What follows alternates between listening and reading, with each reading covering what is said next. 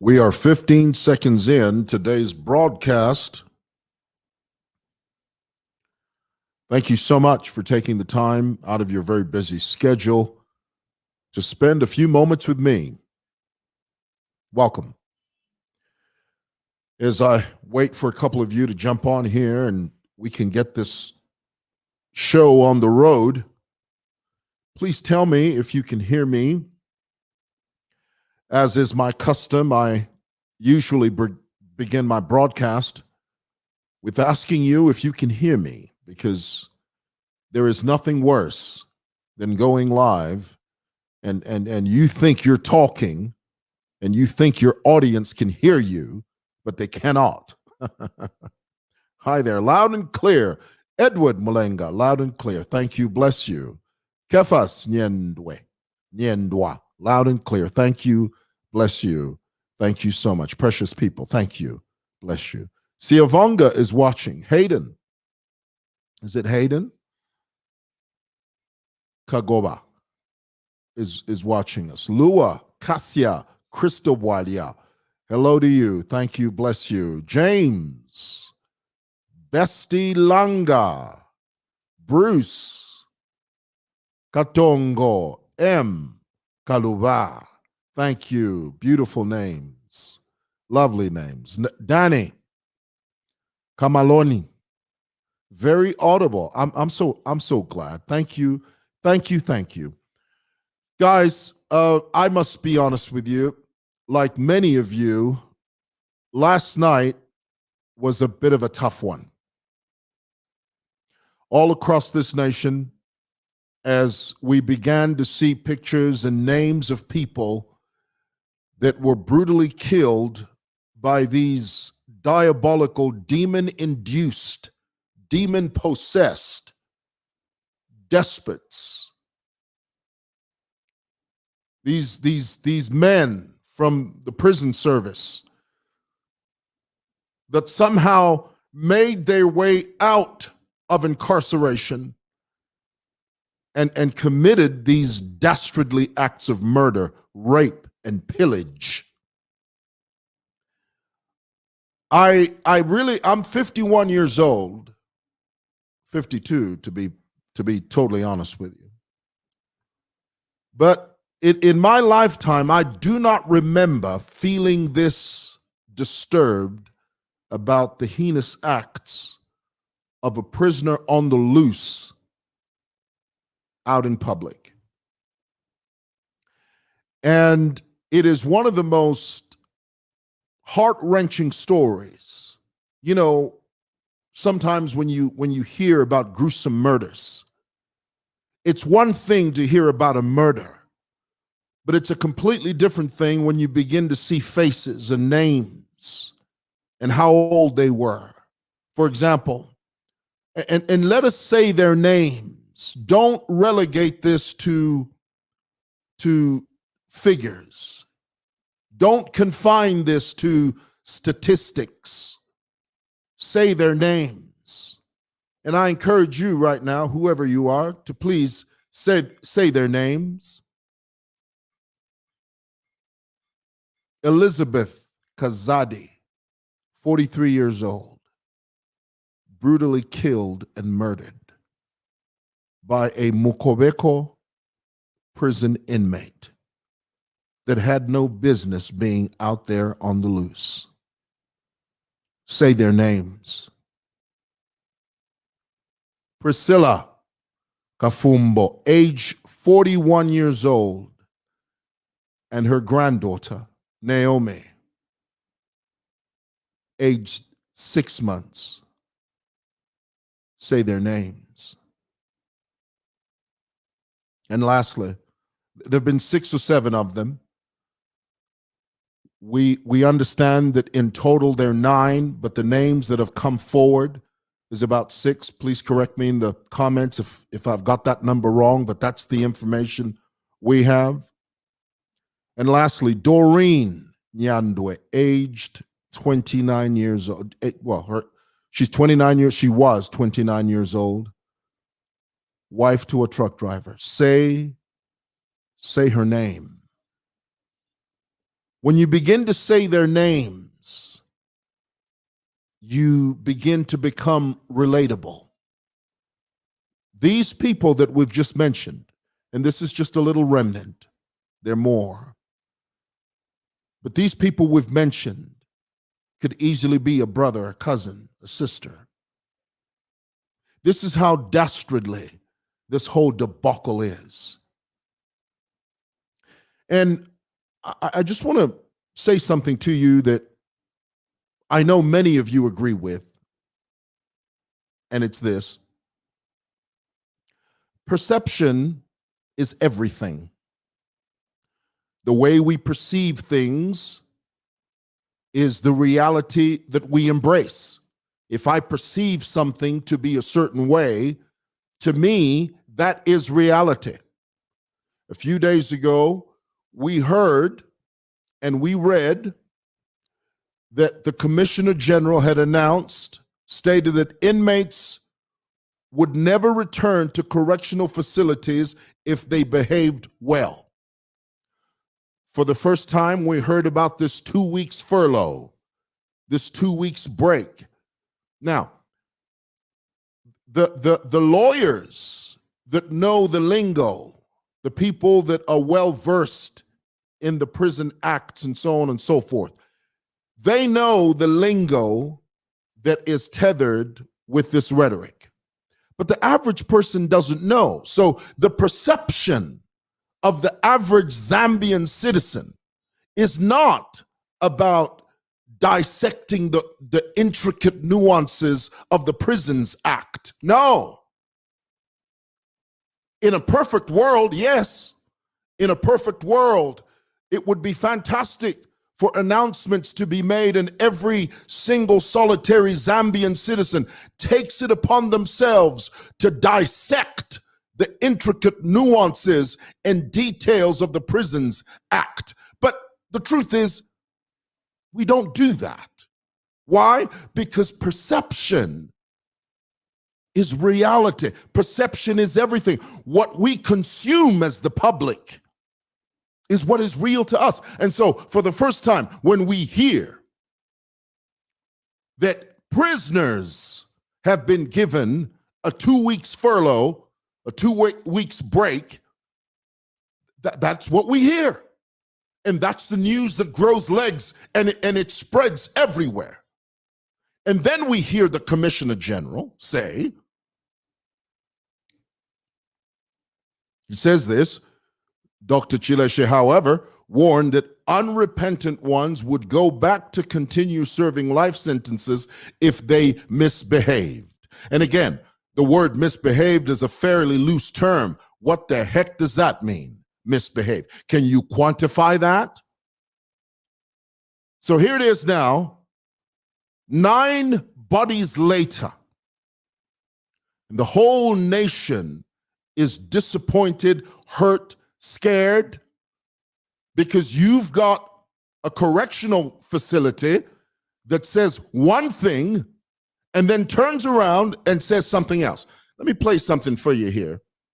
I hope you guys can hear it.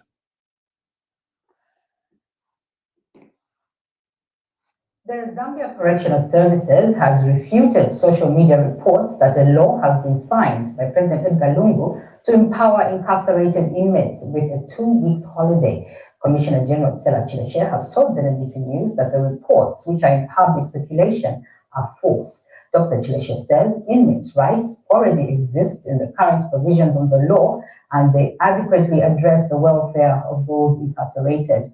He has explained that government is, however, looking into how the welfare of inmates, such as those on life sentences, can be made better.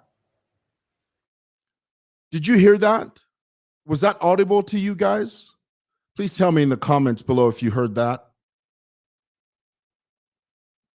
Before I continue, just tell me in the comments if you heard that sound bite, that sound clip. Just tell me now if you heard that or not. I'm just hoping I put my settings right so that you heard that. It's a common, yes, I heard. Very good. Thank you. Thank you, Edward. Now, listen to this. I'm going to play something else for you here that that, just give me a moment. See, this is what this is what happens when you're a one-man show. You do everything on your own. Okay, just a moment here. I'm going to play this for you. I hope you could. Now, that's the ZNBC report, okay, saying that the commissioner refutes the stories on social media that prisoners have been given some type of furlough or some type of break. Okay?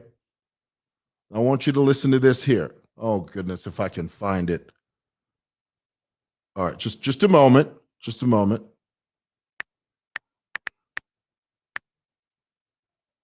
I'll get it right in a moment. Okay, here it is. I think this is the one. Now listen to this. You know, so if there are 100 people now that there is hope in this president. Okay, let me just give you some context. This was 2 days ago. Okay, after we were hearing that prisoners have been given a 2-week break, a 2-week furlough. This was the statement that came out of the prison service. Now that there is hope in this president, at least for now, that is looking at their welfare for the first time ever in the act that he has signed. There is a provision where somebody who has been sentenced to life can be given a license to go out, you know. So if there are 100 people on life and we assess them appropriately, we write to the president to say, these guys, they've behaved well, and they are remorseful, and they are not a danger to society. The president has now a constitutional right through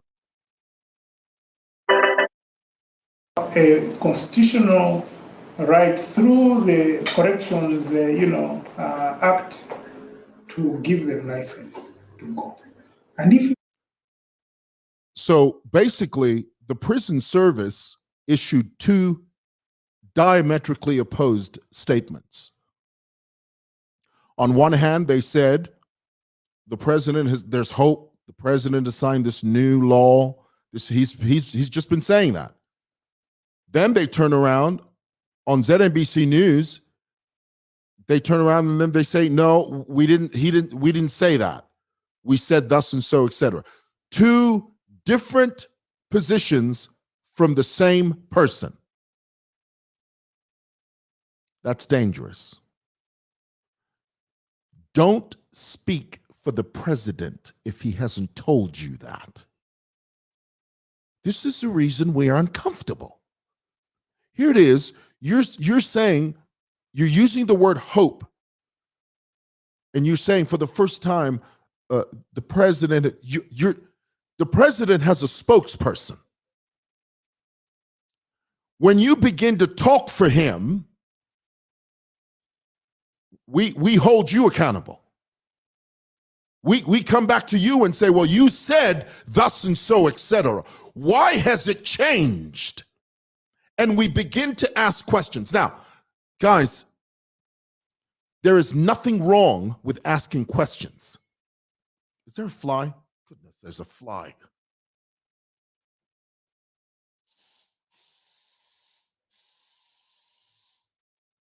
Sorry. There's nothing wrong with asking questions because we feel unsafe and uncomfortable. Now, let me show you here.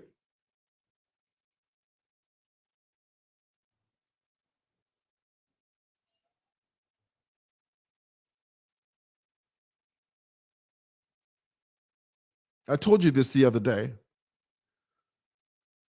We have 23,000 inmates approximately in this country. The logistical nightmare of working through who deserves this furlough and who doesn't deserve this furlough is indescribable. The question we must begin to ask is, does the Zambian prison service have the capability? Do they have the wherewithal? Do they have the mechanisms to safely execute this new exercise of giving inmates a 2 weeks furlough? Well, now you've changed it. Now you've said, no, that's not what we said. So where are we? This is the reason I said perception is everything. You're confusing the public. Far be it from us to tell the public, well, go read the act for yourself. We can do that. That's easy to do.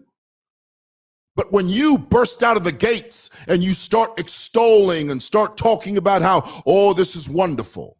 Oh, this is going to help people.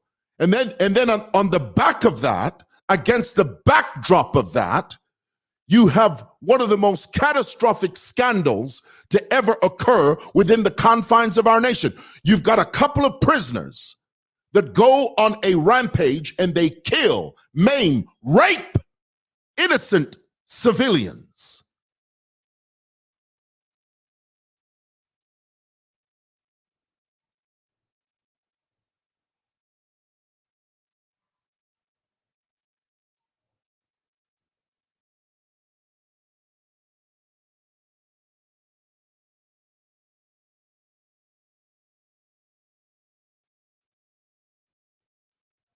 Oh, what's happening now?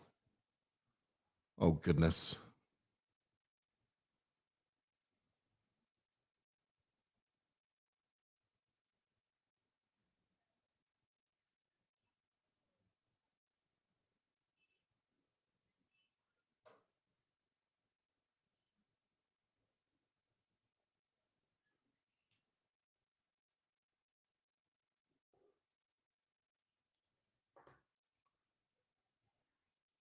I'm not sure if you guys can see me.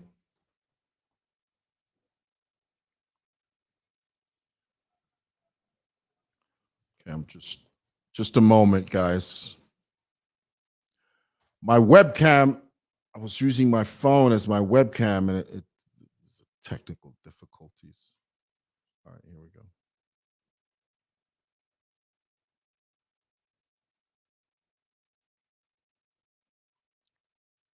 Sorry about that.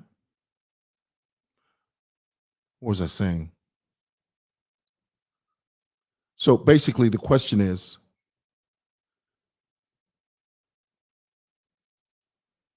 does the prison service, with this many inmates, does the prison service have the wherewithal, the ability, the capability of executing this logistical nightmare of keeping track of who can go for 2 weeks and who can't go for 2 weeks?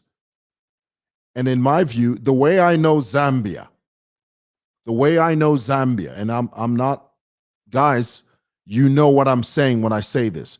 This is a ripe catalyst.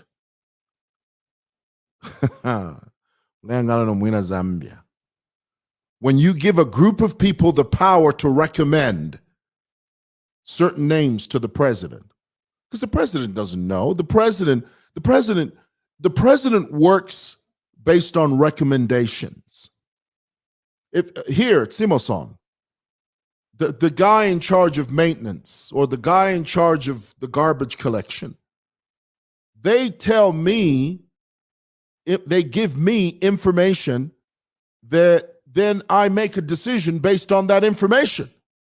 So the president works upon, he's given names, he's recommended names, and then he just signs them. The president doesn't sit there and think, okay, we're going to do, how about him? Can we do him? No. What about her? What do you think? No, he's got no time for that.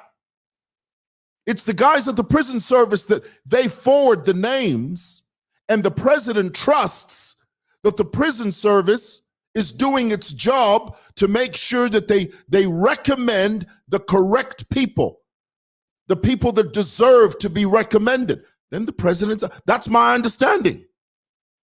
So you know what that means, don't you? When you've got a small group of people whose job it is to recommend certain names, blank, blank, blank, you fill in the blank. What's that's a perfect breeding ground for? Say it in the comments. Say it in the comments. Somebody say it I'll say your name. Say it in the comments. That's a perfect breeding ground for. I'm waiting for one of you to say the word. Are you going to say the word? You say the word. Listen, I'll wait. I've got all day. You guys can go and do your. There, boom. Perfect breeding ground for. For.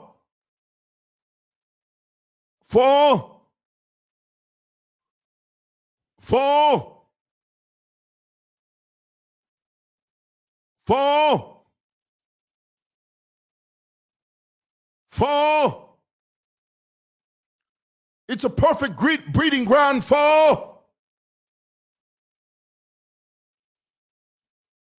You guys are so smart. You guys don't mess around. Perfect breeding ground for.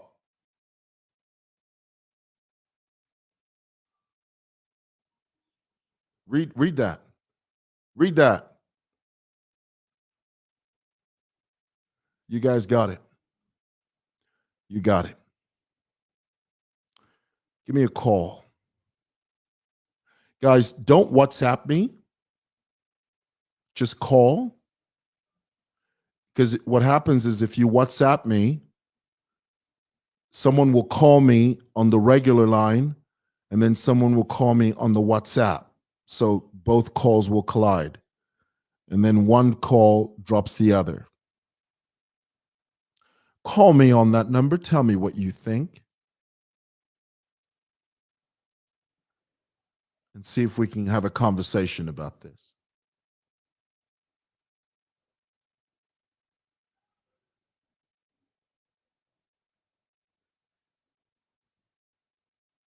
Go ahead and call me on that number. Hello?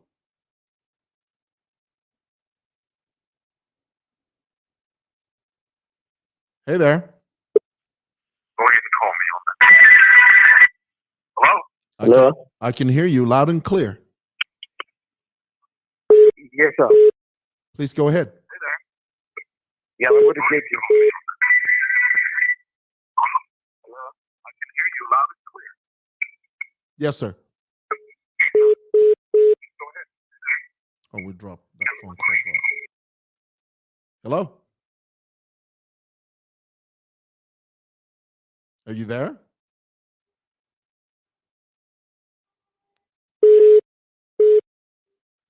Hey there.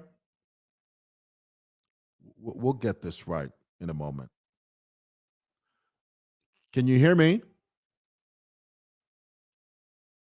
I still haven't sussed this Rodecaster Pro app. Can you hear me?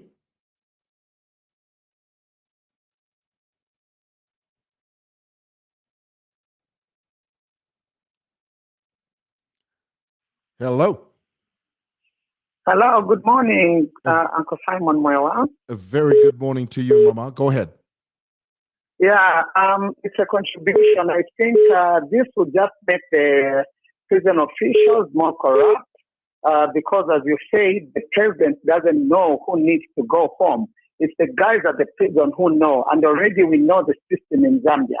Already, prison officials are asking relatives to incarcerated prisoners there to bribe them for them to their relatives' names to be put on the list for pardon.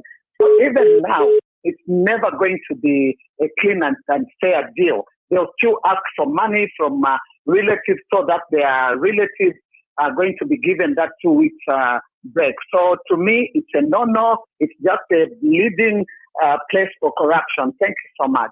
Thank you, sister. Hello? Please call me on that number. And thank you very much for that call. Call me on that number to tell me what you think. Again, I'm still trying to suss this Rodecaster Pro out. What I need is a dedicated line for this. I need a dedicated line for this Rodecaster. This is my personal number, so I need a dedicated line. Are you there? Hello.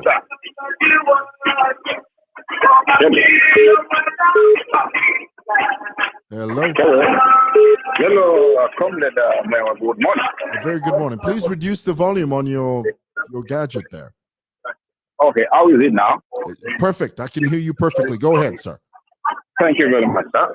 You are speaking to Wiseman, calling from Carway. Yes, by Wiseman. Go ahead. Thank you. I think for me, that idea is not a good idea. You know, when you start trying to interest people with such kind of big decisions, and what you are encouraging now is theft.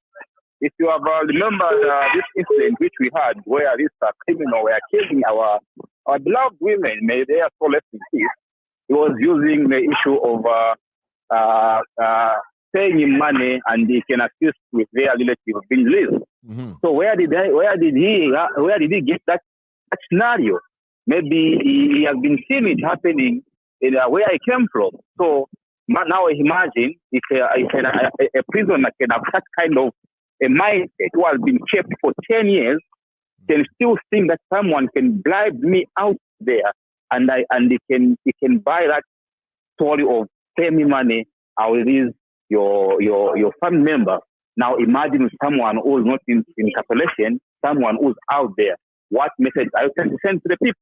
And what gadgets are they going to use to keep on tracking those people who will be released to say, okay, now they are performing well? If they failed to use those gadgets to monitor that criminal who was in their hand, they failed to find out that one criminal has run away from this.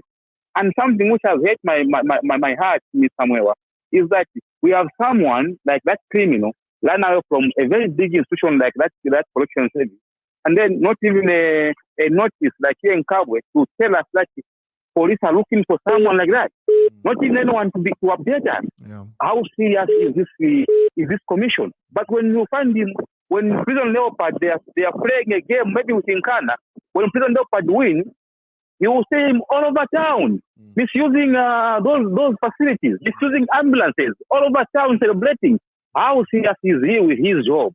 So for me, that is a very big no. As a citizen, we can't condone such kind of things. And the commissioner, if he's serious with what he's doing, let him come on and open and apologize to the nation. Let the president suspend the commissioner for a while as they are investigating this issue. 9 people, 9 lives. There are too many for us to do. If the president requested for the report in 2 lives, which was in Samansama and Saunda, what about the report for 9 people, 9 family members? I'm appealing to the head of state, Dr. Edgar Tagalungu, could you please, as a Cabo Day, try by all means to suspend this commissioner as we are investigating this matter? May the forest in this of those people who are killed. And we are following the program, Mr. Mewa. Continue with this good gesture which you are doing for the people of Zambia who will be remembered, just like the way we remember your father who did a very recommendable job for this country. Thank you very much. Thank you. Bless you. Thank you so much. Thank you. Hello? Are you there? Under normal circumstances, the Commissioner General shouldn't be working after this scandal. Any other country would have fired him a long time ago.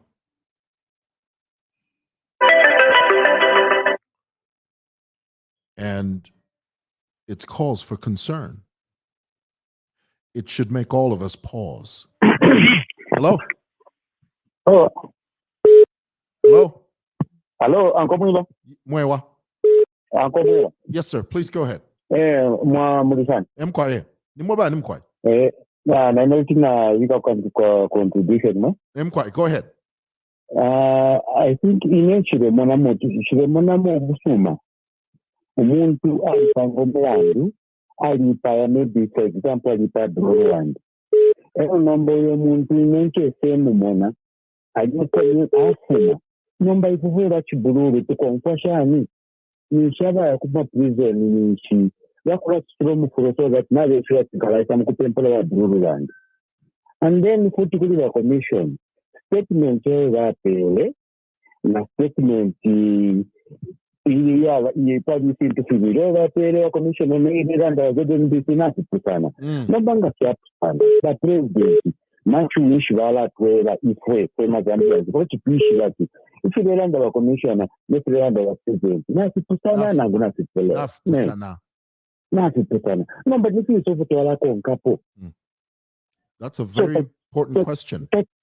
Actually, Monica, we know. Look, we start to clear. I don't know what to say towards the clear my election. You seem to see a sort of say, we. A man is text Yamo, Yakuya Fwaila. So you mentioned the Monamo with Magwati, Munti, Mamika break, I am another brew. I just Pumana Wandi, Namu Manam community, Mukombonia. I will see the Monamo with Suma. Na papa Samuel Kotaka Mashuya Tikuma Vevako.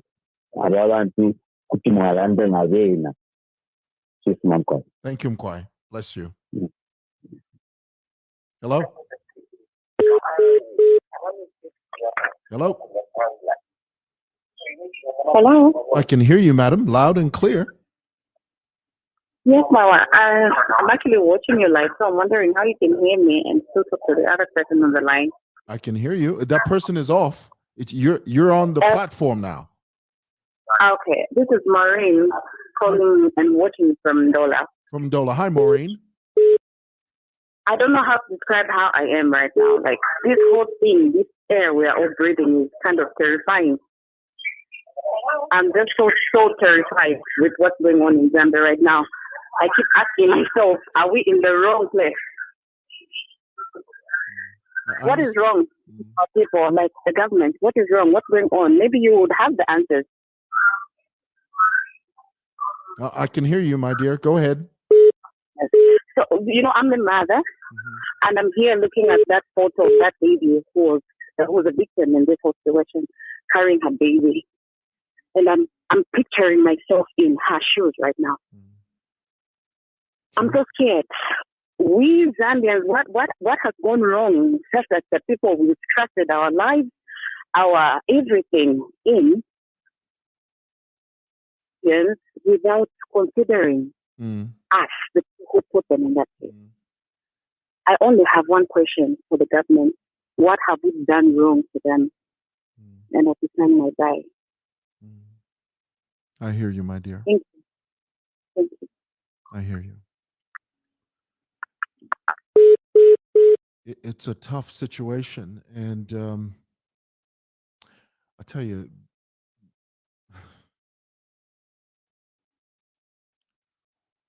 and the commissioner literally gave two different statements on the same issue. Literally said one thing and then turned around and said something directly opposite.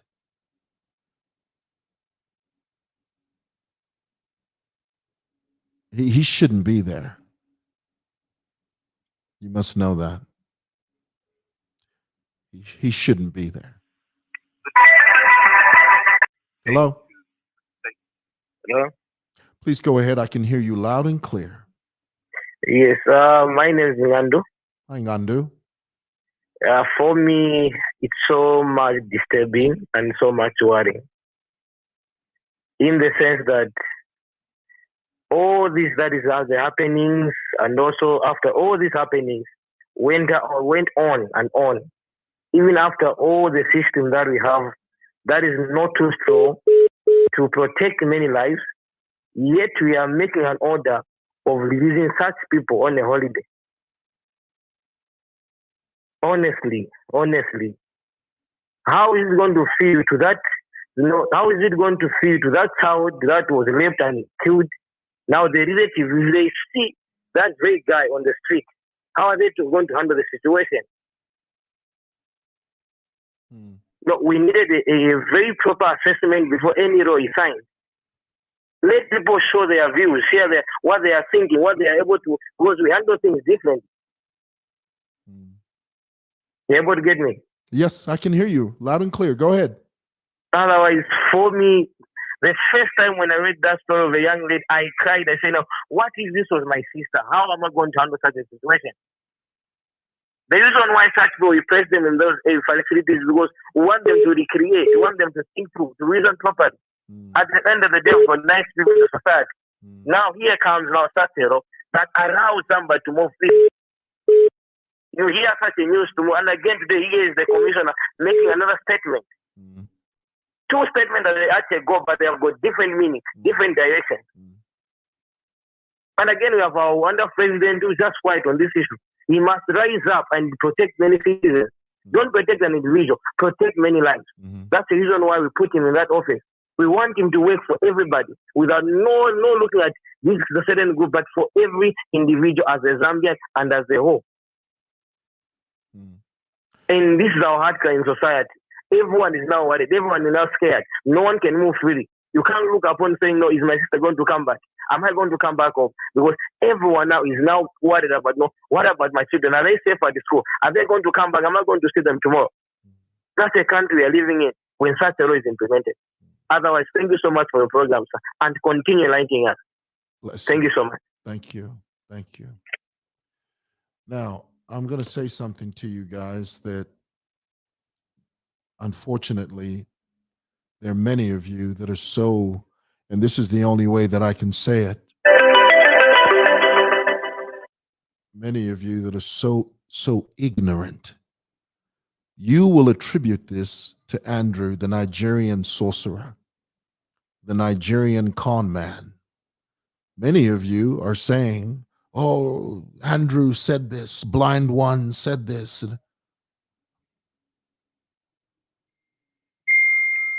You have no idea how dull you sound when you say things like that.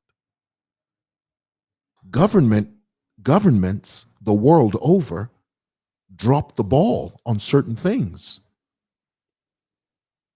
Governments make mistakes. They fumble. Sometimes the mistakes government make are detrimental, but they make them. And they have to live with the consequences of those mistakes. But for you to attribute this and say, "Oh, Andrew said it," don't mention that man's name here. Andrew has nothing to do with this nonsense. It's the inability to have foresight. They dropped the ball. The commission, the Zambia Commissioner General, dropped the ball on this issue. He fumbled. Don't sit there and start talking to me about some false Nigerian prophet. Don't do it.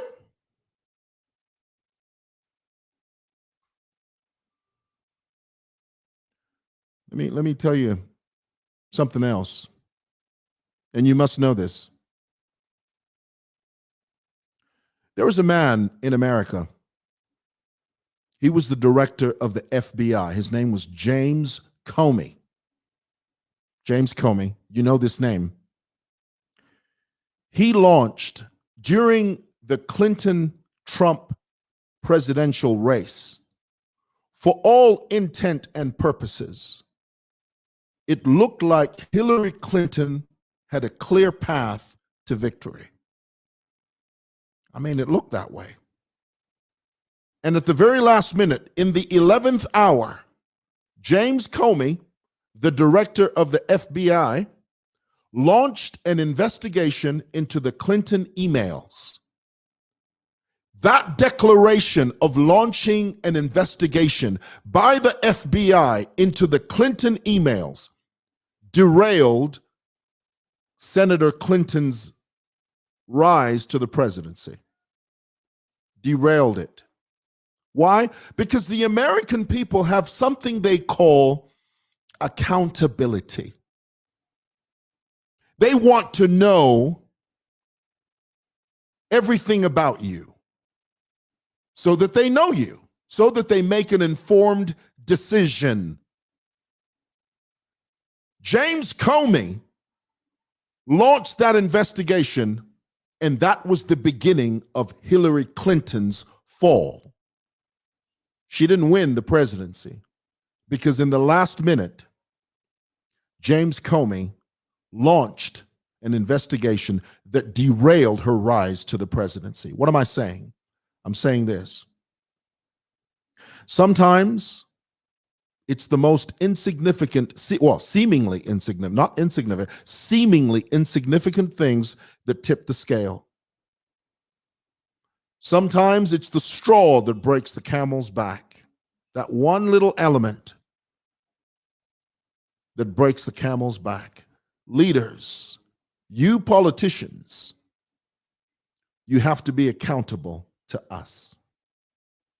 When you hear Zambians talking about, when you hear Zambians use words like, I'm scared, I'm fearful.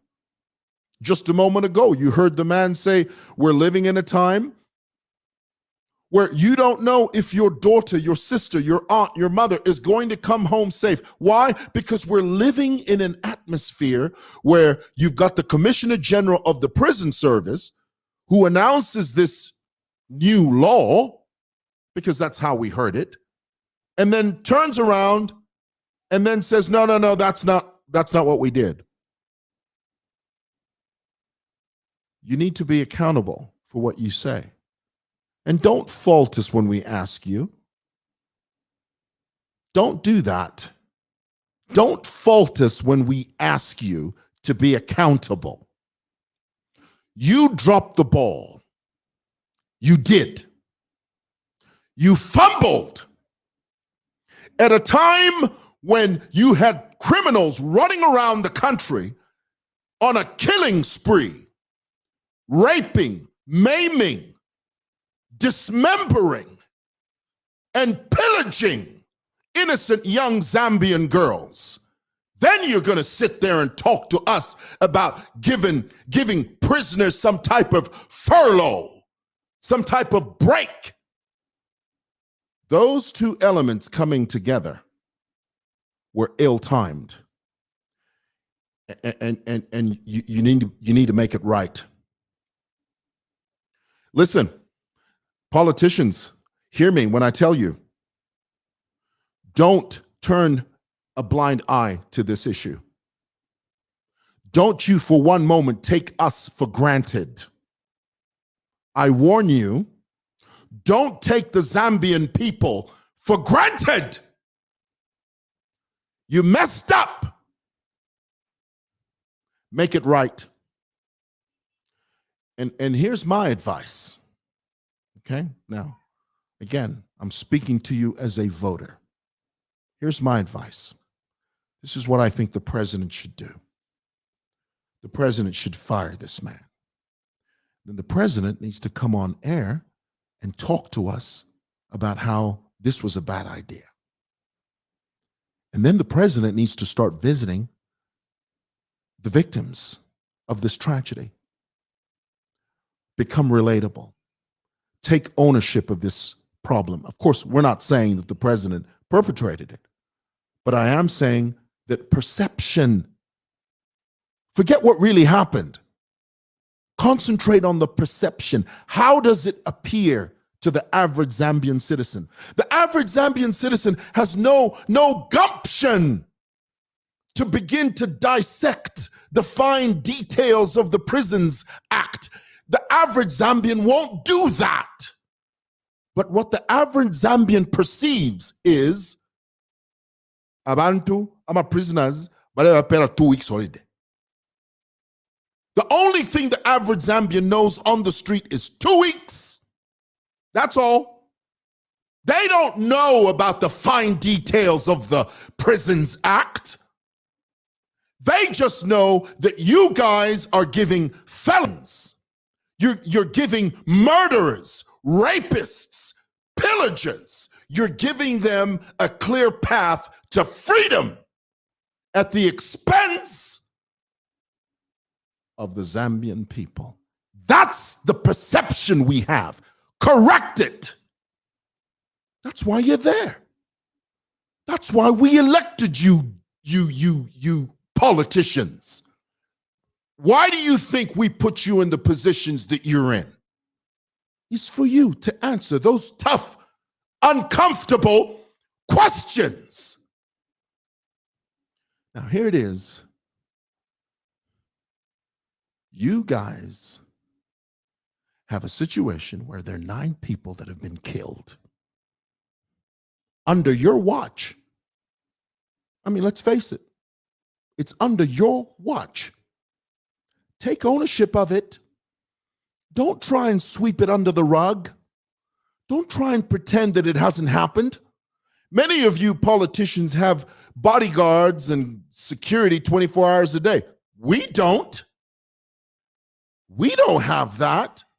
I mean, I've got a couple of security guards, but the average Zambian doesn't have what you have. So you're fine and hunky-dory to say, oh, the commissioner general of the prison service, you tell me how many people guard him. How many people take care of him?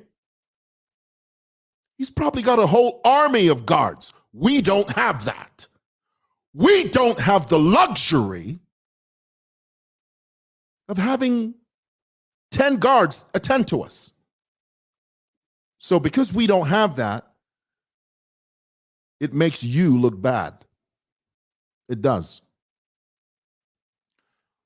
This is not good. And the quicker you deal with it, the better it is for everybody. Capiche? You feel me? Are we on the same page? Yeah? And so I ask you, my fellow Zambian citizens, ask tough questions. Because at the end of the day, when the dust settles and when the dew dries, this nation belongs to all of us, and all of us want to feel loved, safe, and secure. Yeah? Bless you. Take care of yourselves